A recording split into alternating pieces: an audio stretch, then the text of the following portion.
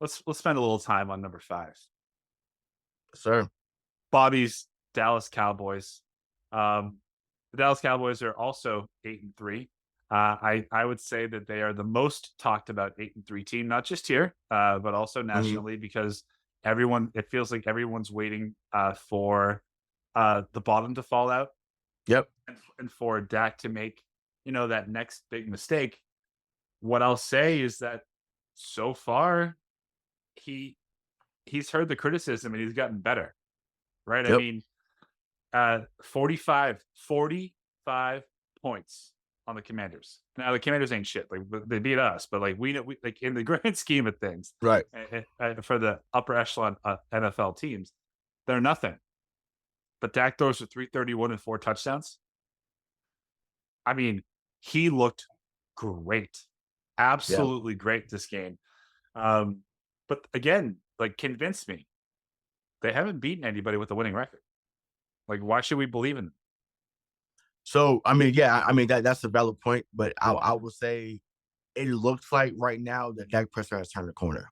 Like, and once again, regardless of opponent, there was times when he didn't play well against the same opponent. So if we're gonna get on him from when he didn't play well against the opponents, I got to give him credit for actually taking care of business and looking great while taking care of business, right? Because he could have came up there with 17 to 22, 175, a touchdown. You'd have been like, okay, still same old Dak, game manager, but to come up there and put up gaudy stat numbers, and once again, and blow these teams out the water, like they've put up 40 the last 4 weeks, like 40 plus on their reporters the last 4 weeks. So yes, has the caliber of opponent been subpar? Sure.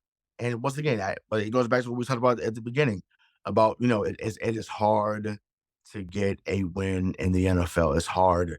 So at any given time, any given Sunday, like Saturday, Tuesday, Monday, whatever, um, a team could beat your ass.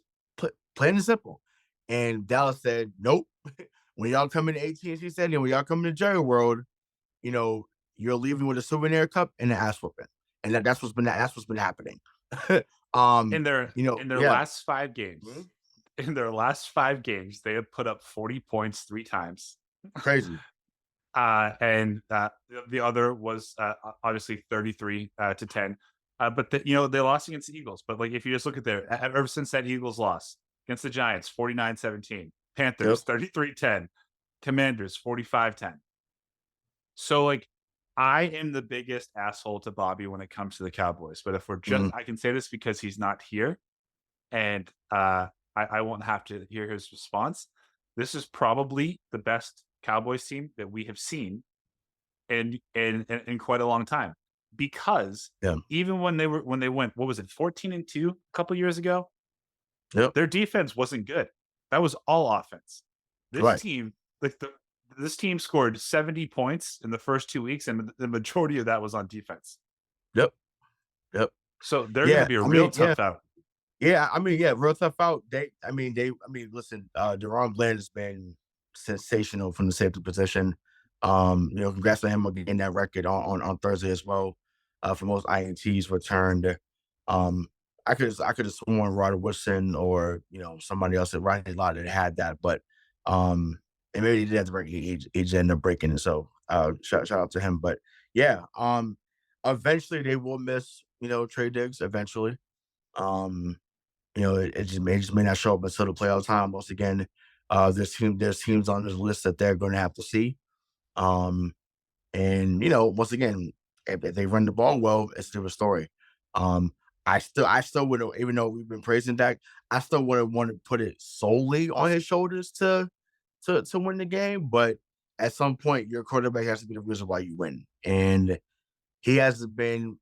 He wasn't always the reason why they lost, but he has to steal your line. He has always been the reason why they've won. So right now he's in that mode, but it has to be seen come January. And their path to the playoffs and the path to a championship. They this week it's their biggest test in a while. Thursday night football for those listening. That's happening tonight. If you're listening on a Thursday, you're listening on Friday. It already happened, so it doesn't matter what we say. But they're playing the Seattle Seahawks. The game's at home, so that's fine. The Mhm. Seahawks are 6-5. We know that they're very well coached. We know that their offense could put up points, Mhm. and I like this is a good test. This Right, is a week where you say, you know what, for all those people out there that say we can't beat a team with a winning record, fuck off, because we're about right, to. right. Do Yeah, I you mean, do you have yeah, faith that they will make a deep playoff run? well, Seattle or Dallas? Dallas. Dallas. I mean, yeah, it's possible. I mean, once again, it depends on where. Like, if they end up being like the 3 or 4 seed, then potentially. Um, Obviously, everyone's gunning for the 1 seed because that's the only seed that gets the bye week. But yeah, football's always matchups and styles make fights. And once again, I think if they give the ball to Tony Pollard heavily, whether it's catching out the backfield or running, they have a shot.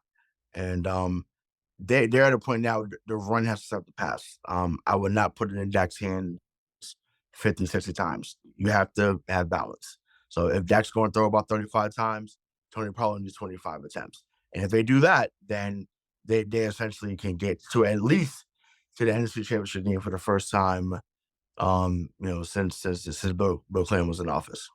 Let me just pose you this question, because if the season were to end today, Mhm. The Cowboys' first playoff game would be in Santa Clara against the 49ers. So at some point you got to set a beast, right? At some point it's gonna happen, right? Last 2 times, obviously they've come in there and they beat you, right? Um, at some point you got to say to beat a man, you got to beat the man, you know. That's right. And it's long overdue. Once again, I get it. Larry Allen, Troy Aikman, Emmitt Smith, Michael Irvin, Nate Newton, them boys ain't walking through the door. I get it. I get it.